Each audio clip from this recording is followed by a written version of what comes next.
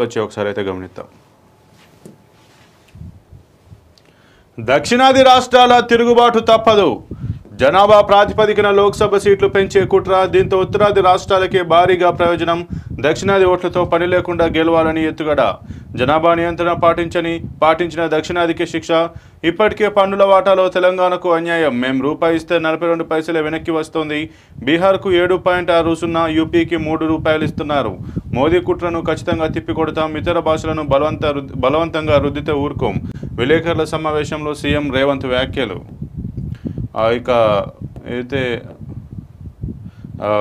విలేకరుల సమావేశంలో అయితే సీఎం రేవంత్ రెడ్డి ఏదైతే తమిళనాడులో స్టాలిన్ ఏ రకంగానైతే స్టాండ్ తీసుకున్నారో సేమ్ అలాంటి స్టాండ్ తీసుకోవడానికి ప్రస్తుతం తెలంగాణ సీఎం రేవంత్ రెడ్డి స్టాలిన్ బాటలో నడుస్తున్నాడు అని మాత్రం ఖచ్చితంగా మనం గమనించుకోవచ్చు. ఎందుకంటే ఏదైతే విశ్వవిద్యాలయాలపైన కేంద్రం ఏదైతే వీసీల నియామకం పైన కేంద్రం రాష్ట్రాల ప్రమేయం లేకుండా ఏ విధంగా నిర్ణయిస్తుందన్న దానిపైన స్టాలిన్ ఏదైతే లేఖ రాశారో దాన్ని ఉద్దేశించి దాన్ని సేమ్ అలానే స్టాలిన్కి మద్దతు చెప్తూ దాన్ని వ్యతిరేకిస్తూ సీఎం రేవంత్ రెడ్డి అయితే ఏదైతే చేశారో ఇప్పుడు తమిళనాడులో హిందీ భాష ప్రావీణ్యత తగ్గించడానికి హిందీ భాష అవసరం లేదు, మా లోకల్ స్థానిక భాషలకే పెద్ద ప్రాధాన్యత చేయాలి, హిందీ అవసరం లేదు అంటూ కూడా అక్కడ ఏదైతే ఉద్యమం చేస్తున్నారో దానికి అనుగుణంగానే సీఎం రేవంత్ రెడ్డి కూడా ఇప్పుడు మాట్లాడినట్టుగా తెలుస్తుంది. స్టాలిన్ కనుసన్నల్లో అడుగుల్లోనే నడుస్తున్నట్టుగానే తెలుస్తుంది.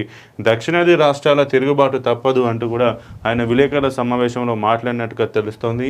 ఇక జనాభా ప్రాతిపదికన లోక్సభ సీట్లు కేటాయిస్తే ఉత్తరాదికి ఎక్కువ ఎంపీ సీట్లు వెళ్తాయి కాబట్టి గతం నుంచి స్టార్టింగ్ నుంచి ఏదైతే జనాభా నియంత్రణ పాటిస్తూ వచ్చినటువంటి దక్షిణాది రాష్ట్రాలకు తీరని లోటు జరుగుతుందంటూ కూడా తద్వారా ఈ లోక్సభ ఎంపీలు తక్కువగా సీట్లు అంటే తక్కువ పెరిగే అవకాశం దక్షిణాది రాష్ట్రాలు ఉంది. ఇలా చేస్తే దక్షిణాది రాష్ట్రాల తిరుగుబాటు తప్పదు అంటూ కూడా సీఎం రేవంత్ రెడ్డి అయితే చెప్తున్న పరిస్థితి.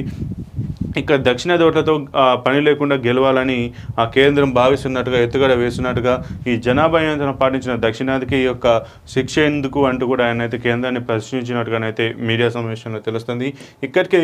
ఇప్పటికే పన్నుల వాటాలో తెలంగాణకు అన్యాయం జరుగుతుంది. మేము రూపాయి పన్ను ఇస్తే మాకు 42 పైసలు మాత్రం తిరిగిస్తున్నారు తెలంగాణ కంటే ఆయన అయితే చెప్పినట్టుగా తెలుస్తుంది.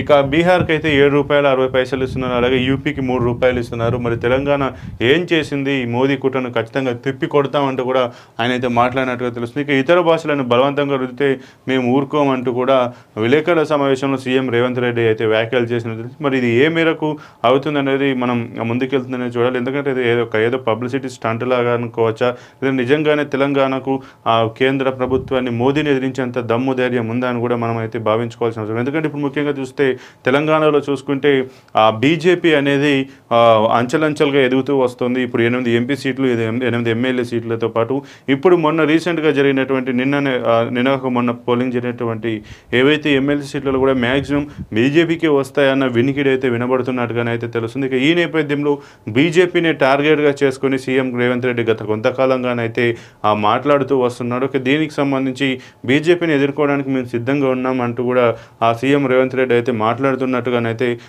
కొంతమంది విశ్లేషకులు అభిప్రాయపడుతున్న పరిస్థితి కనబడుతుంది. మరి ఏదేమైనా సీఎం రేవంత్ రెడ్డి అయితే ఇటు దక్షిణాది రాష్ట్రాలపైన కేంద్రం చూపిస్తున్న వివక్షతను ఎత్తి చూపే ప్రయత్నం చేస్తూనే ఇటు డైరెక్ట్గా మోదీకే టార్గెట్ చేసుకుని మోదీ పైననే విమర్శనాస్త్రాలు, మోదీ ప్రభుత్వం చేసినటువంటి సంక్షేమ పథకాలు కావచ్చు, మిగతా వాటిపైన కూడా ఆయన అయితే విమర్శనాస్త్రాలు, ముఖ్యంగా తెలంగాణకు నష్టం జరుగుతుందన్న దానిపైన, నిధులు కేటాయించట్లేదన్న దానిపైన కూడా ఆయన అయితే మాట్లాడేది. గత 2 రోజుల క్రితమే ఆయన ఢిల్లీకి వెళ్ళి ప్రధాని నరేంద్ర మోడీని కూడా కలిశారు. అక్కడనైతే ముఖ్యంగా రాష్ట్రానికి కావాల్సినట్టు ఏదైతే ఇప్పుడు ఓఆర్ఆర్ నిర్మాణానికి సంబంధించి కావచ్చు, అలాగే మెట్రోకి సంబంధించి కావచ్చు, ఇక ఏదైతే హైదరాబాద్కు వాటర్ తీసుకురావడానికి ఏదైతే మల్లన్న సాగర్ నుంచి తీసుకురావడానికి ఏదైతే ప్రణాళిక దాని గురించి కూడా కావచ్చు, ఈయనైతే మాట్లాడి మాకు నిధులు ఇవ్వాలంటూ కూడా మాట్లాడిన సంగతి.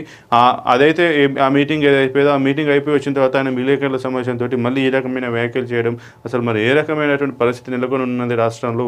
బీజేపీ పెరుగుతున్నది కాబట్టి బీజేపీ గ్రాఫ్ను పెంచకుండా ఉండడానికి, తన యొక్క పార్టీ యొక్క అస్తిత్వాన్ని కాపాడుకోవడానికి రేవంత్ రెడ్డి ఈ రకమైన వ్యాఖ్యలు, ఈ రకమైన కౌంటర్లు చేస్తున్నాడని మాత్రం మనకైతే ఆలోచన చేయాల్సిన అవసరం అయితే ఉంది.